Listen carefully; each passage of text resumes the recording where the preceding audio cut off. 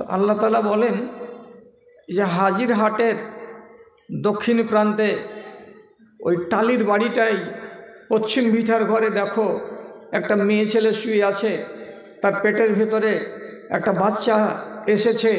কতদিন বয়স হলো? 120 দিন বয়স হলো।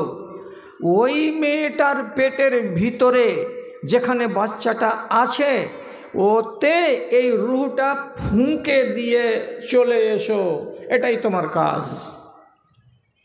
আল্লাহর ফরিস্তা রুহটাকে নিয়ে এসে এই হাজিহাটের একটা মুসলমান মহিলার পেটের ভেতরে দিয়ে চলে গেল। 10 মাস পরে আপনি ভূমিষ্ঠ হলেন। তো যেদিন ভূমিষ্ঠ হলেন সেদিন লোকেরা খবর দিল কি মা বিয়ার বেটা হয়েছে। তাহলে আপনার মায়ের নাম কি? মা বিয়া। আপনার বাবার নাম কি? সুলাইমান। তাহলে বাপ মুসলমান এবং মা মুসলমান, মুসলমানের ঔরসে আপনি জন্মিলেন মুসলমান। যদি আল্লাহ তাআলা এটা করতেন, কি করতেন? এ ফেরেশতা এই রুহটা নেও, আর নেওয়ার পরে উত্তর মাথায় দেখতে পাচ্ছ হাঁড়িকলের 3-4টা ঘর আছে, শিডিল ট্রাইব বা শিডিল কাস্টের। ওইখানে একটা মেয়ে ছেলে আছে, তার নাম মালতী। ওর পেটের ভেতরে একটা বাচ্চা 120 দিন বয়সের হয়েছে। এই রুহটা ওর পেটের ভেতরে দিয়ে চলে এসো। তো যদি রুহটাকে মালতীর পেটের ভিতরে আল্লাহ তাআলা দিয়ে দিতেন তাহলে আপনি পয়দা হতেন কার বাড়িতে? একটা রবিদাসের বাড়িতে। আপনি বড় হয়ে কি হতেন? রবিদাস হতেন। তো সেই দিন আল্লাহ রাব্বুল আলামিন আপনার রুহটাকে মুসলমান মায়ের পেটে ভরে আপনাকে মুসলমান করে জন্ম দিলেন। আপনার বুকে জন্মসূত্রে এলো কি? তো ঈমান। আর যদি আল্লাহ তাআলা এটা না করতেন তো জন্মসূত্রে আপনি ঈমান পেতেন না।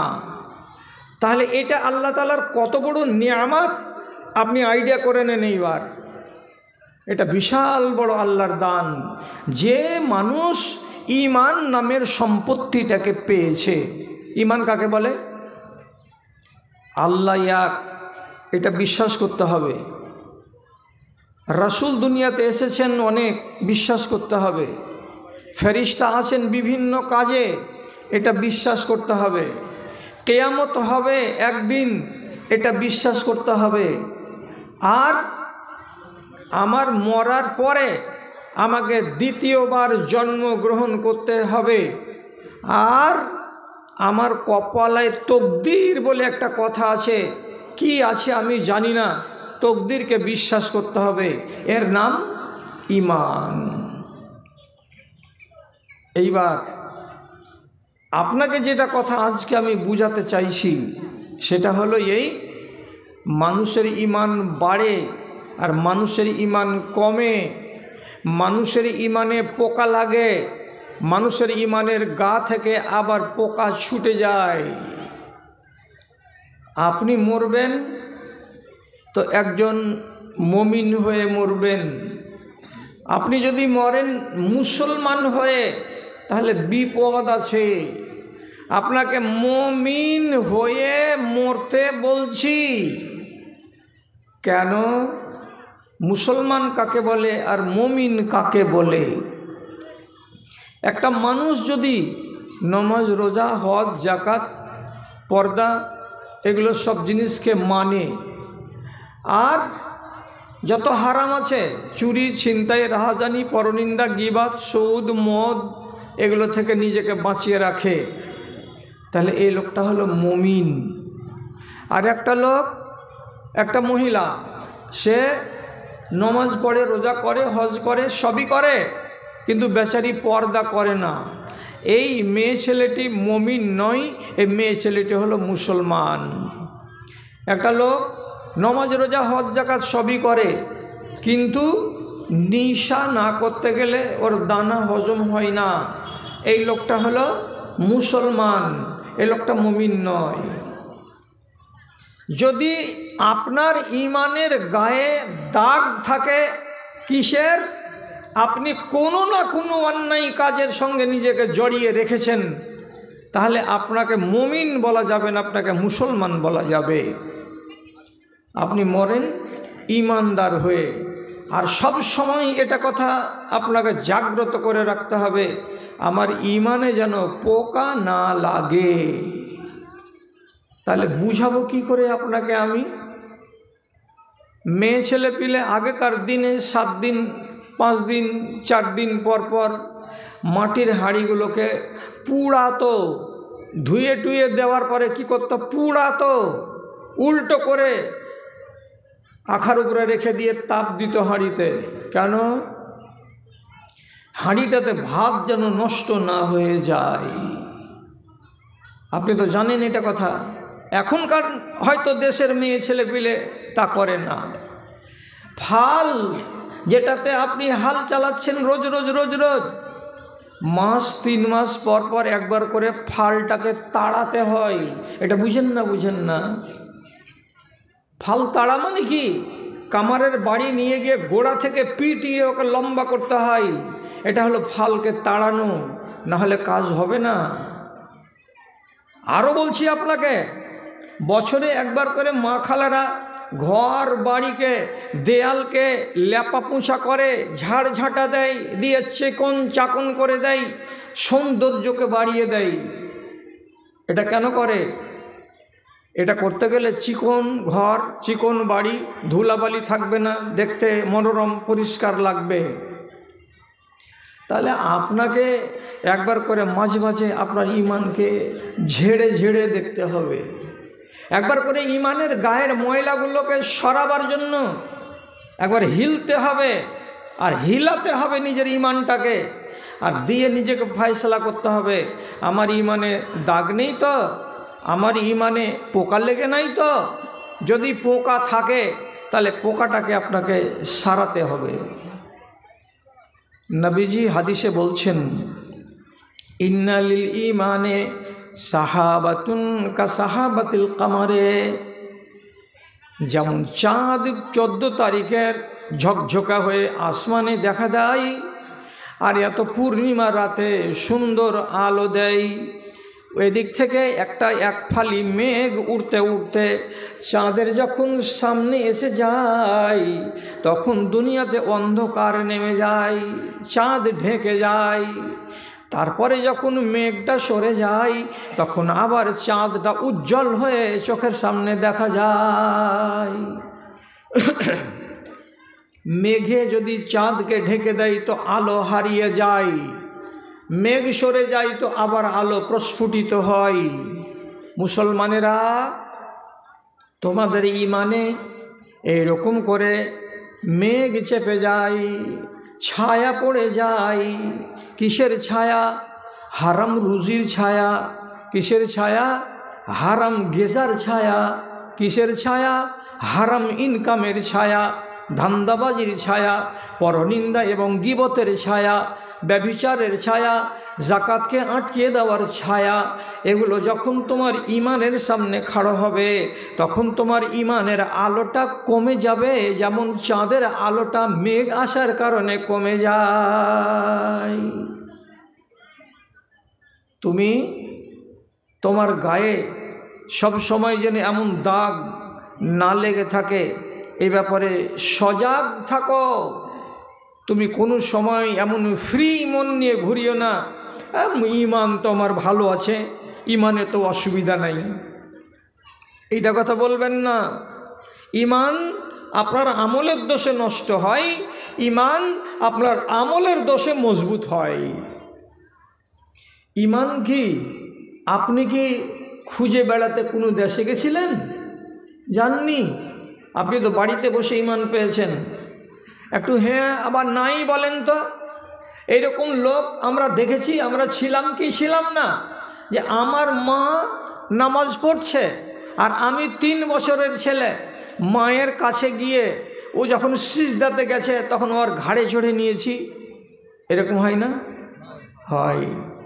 বাপের সাথে মসজিদে যাচ্ছে ছোট বাচ্চাগুলো, বাপ যখন সিজদাতে যাচ্ছে তো পোতা নাতি ছোট বাচ্চা দাদার ঘাড়ের উপরে চড়ে নিচ্ছে, এটা বুঝে না বুঝে এই অবস্থায় চড়াটা ঠিক নয়। তাহলে আপনি ঈমানকে কত বছর বয়স থেকে দেখতে পাচ্ছেন?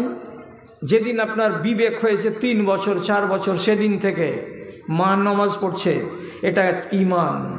আপনি তো 3 বছর বয়স থেকে দেখছেন বাবা নামাজ পড়ছে, এটা ঈমান। আপনি তো নিজের বাপ আর মাকে সারা দিন না খেয়ে থাকতে দেখেছেন, আর আপনি খাচ্ছেন, আর মাগরিবের টাইমে খানা খাচ্ছে। মা সারাদিন খাস না কেন মা?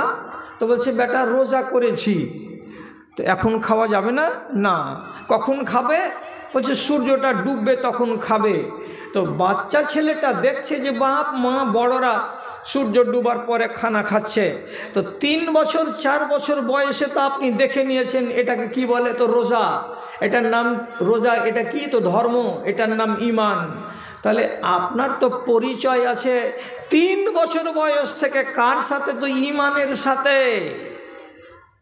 আপনি 5 বছরের ছেলে, বাড়ির আগে দিকে জুমা মসজিদ থেকে অনেক লোক বেরিয়ে আসছে, মাকে দৌড়াতে দৌড়াতে যে বলছেন মা দৌড়িয়ে আই, কত লোক দেখ।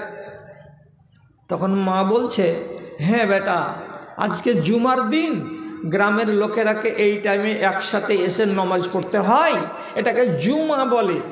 একদিন জেনে নিলেন, তারপরে প্রতি সপ্তাহে দেখছেন এতগুলো লোক ভিড় করছে, কিসের জন্য? তো জুমার নামাজের জন্য। আপনি তো 5 বছর বয়স থেকে চিনেন, এটার নাম ঈমান। তাহলে ঈমানের জন্য আপনাকে কোথাও দৌড়ে বেড়াতে হয়নি, বাড়িতে বসে বসে ঈমান পেয়েছেন। তাহলে আপনাকে প্রশ্ন, এবং আমার মায়েদের বোনেদেরকে প্রশ্ন, এই ঈমানকে আপনি জলাঞ্জলি দিবেন কেন? কি করে? কথার দিকে খেয়াল করুন।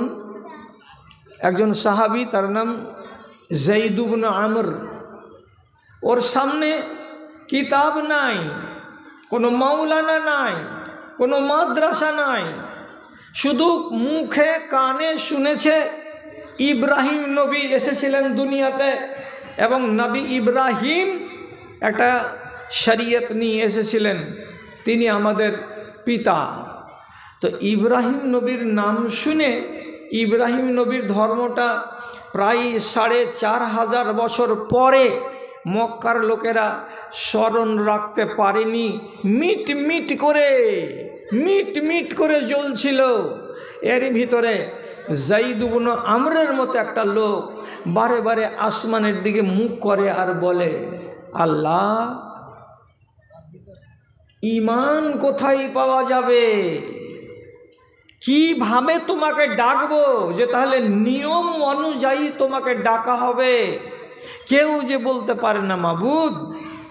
চিন্তা করেন এমন পর্যন্ত কি মক্কার লোকেরা যদি কোনো বাড়িতে উট জবে করে, ছাগল জবে করে, দুম্বা জবে করে, আর করার পরে ওকে দাওয়াত খেতে ডাকে, তো যায়েদ ইবনে আমর কোনো দিন কোনো মানুষের বাড়িতে গিয়ে তাদের জবে করা খাসির মাংস খেতেন না, তাদের জবে করা দুম্বার মাংস খেতেন না।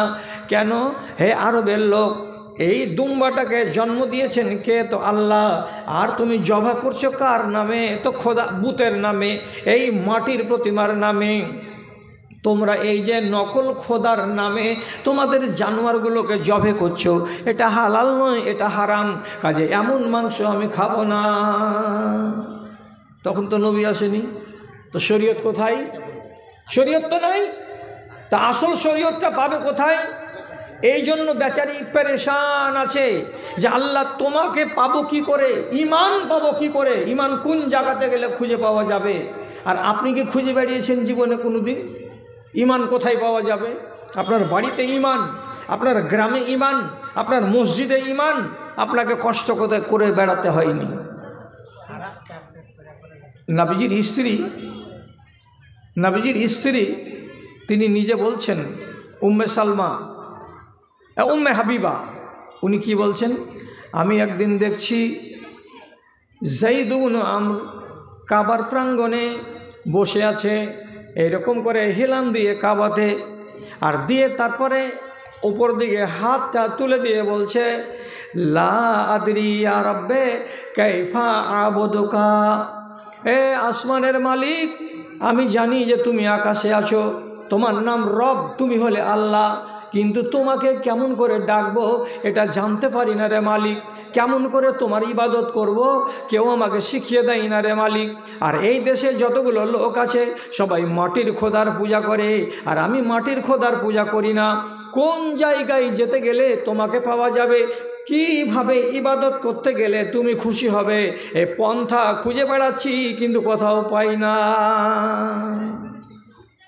কি করে নামাজ পড়তেন উনি? রুকু নাই, সামি আল্লাহুল মান হামিদাও নাই, এমনি করে একবার দাঁড়াচ্ছেন, হাত বাঁধছেন কি বাঁধেন না, একবার দুবার আল্লাহু আকবার সুবহানাল্লাহ লা ইলাহা ইল্লাল্লাহ হয়ে গেল। এবার চলে গেলেন, রুকু নাই, সিজদা নাই, কেউ তো ঢং দেখাবার নাই। জমিনে মাথা টেকাতে গেলে সিজদা হয়, মাথাটাকে জমিনে লাগিয়ে দিলেন, ওখানে যে ওই একই কথা সুবহানাল্লাহ আলহামদুলিল্লাহ লা ইলাহা ইল্লাল্লাহ। কখনো এইটা আগে, কখনো এইটা পরে, কখনো এইটা পরে, কখনো এইটা আগে, এমনি করে বলে। আর বলার পরে মাঝে মাঝে একবার করে বলে, হে আসমানের মালিক, কেমন করে তোমার ইবাদত করব তা তো আমি জানি না। ইমান খুঁজে বেড়াচ্ছে বেচারি। জি, শেষে কে ওকে খবর দিল, সিরিয়া যদি চলে যাও, ওখানে গেলে ধর্ম খুঁজে পাওয়া যাবে, ইমান খুঁজে পাওয়া যাবে। চলে গেল সিরিয়া। সিরিয়াতে গিয়ে একটা রাহেবকে বলছে, ঈসাই ধর্মের যেটা মুলবি পাদরি, ওকে যা বলছে, ভাই আমি ধর্ম খুঁজে বেড়াচ্ছি, নেই, কোথায় পাবো, আল্লাহকে কোথায় পাবো? তখন বলছে যে আমার কাছে পাবা, কি করতে হবে? বলছে ঈসা নবীর দিনকে কবুল করো।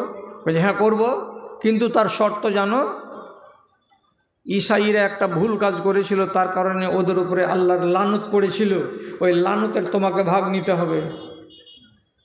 যত দুনিয়াতে খ্রিস্টান আছে সবাই ভাগ নেই, তোমাকেও ভাগ নিতে হবে। রাজি আছো? আমর ইবনে যায়েদ ইবনে আমর বলছে, ভাই হে, আল্লাহর লানত যদি নিব তো তাহলে এত দূর কিসের জন্য এলাম? আল্লাহর লানত যদি ঘাড়ে নিতে হয় তো জাহান্নামে জ্বলতে হবে। আর এই জিনিস থেকে পালিয়ে বেড়াচ্ছি, আল্লাহর লানত যেন আমার উপরে না আসে, তো তোমার কাছে এলাম ধর্মের খোঁজে, তুমি আবার লানতের কথা বলছো। আমি এই ধর্মকে বিশ্বাস করি না, মানব না। 3 বছর খুঁজে বেড়ালো, এখানে যায়, ওখানে যায়, ওখানে যায়, একই শব্দ, একই কথা, দিন পাওয়া যাচ্ছে না।